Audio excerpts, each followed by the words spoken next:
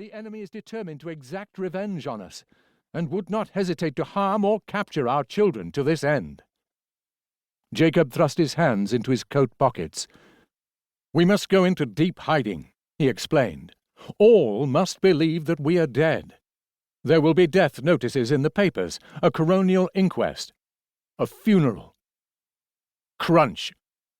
One of the grown-up daughters, Franny, boots, jodhpurs, and an oversized flannel shirt, had bitten the top of a carrot. Chewing carrots helped Franny think. "This will all take time," she pointed out. Her parents turned to her, apologetic. They understood her concern. Franny, the third eldest, had moved the farthest of all the children, to a town called Spindrift, where she was mayor. Spindrift was near the epicenter of the Whispering Wars. Franny's town needed her back as soon as possible. Briefly, the parents outlined their plan. Franny chewed on her carrot, listening. The other adult sisters added questions of their own. "We'll return to Gainsley the moment the enemy is secured," Jacob promised. "We'll telegram the instant we know." "So it might not be long," Patrick, the youngest, checked. "You might telegram tomorrow." He was the family optimist. There was a brief pause. Then, "It could be soon," Ildi agreed, reaching to straighten her son's coat collar. "Tomorrow is unlikely, but yes, it could happen at any time." More discussion. Some of the Metalstones grew bored with the details and began to drift away along the wharves. Soon only the three eldest sisters remained. Their questions were insightful and probing. This made their parents proud. The younger siblings, Patrick and Emma, skimmed pebbles across the dark water. Two very organized sisters, Nancy and Claire, argued about whether one had borrowed the other's scarf without asking. The twins, Maya and Lisbeth, both sailors with plans to acquire a boat of their own one day, studied the crafts in dock, observing design flaws. Alice, the musical sister, sat on a bench, tapping out rhythms on the seat back. Her passion was percussion.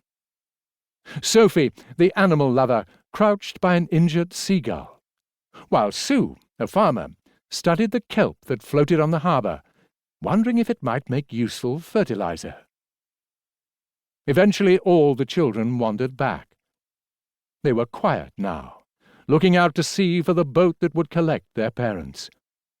Mist on the water, the scuttling of a rat, the sound of distant singing from a late-night pub.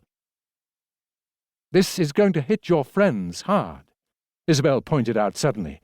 "Or do they know it's a ruse?" Both parents sighed in unison. "It's very distressing," Ildi admitted. "But the only people who may know we are alive are you, our 12 children.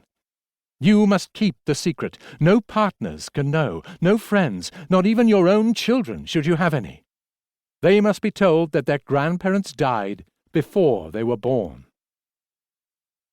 At this, a kind of horror seemed to grip the gathering. Emma straightened. The melodrama fell from her face like a dropped coat.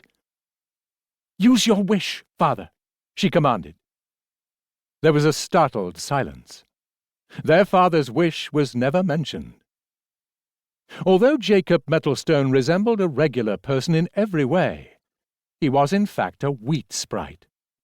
All land-based sprites possess a unique gift. They can make a single wish come true in their lifetime. "Oh, darling child," Jacob replied, his voice low and sorrowful.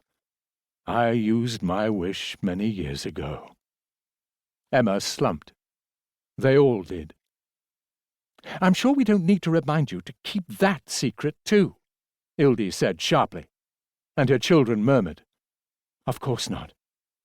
It was universally assumed that Jacob had a wish up his sleeve. This gave him a tactical advantage over enemies in his work, not to mention a certain panache.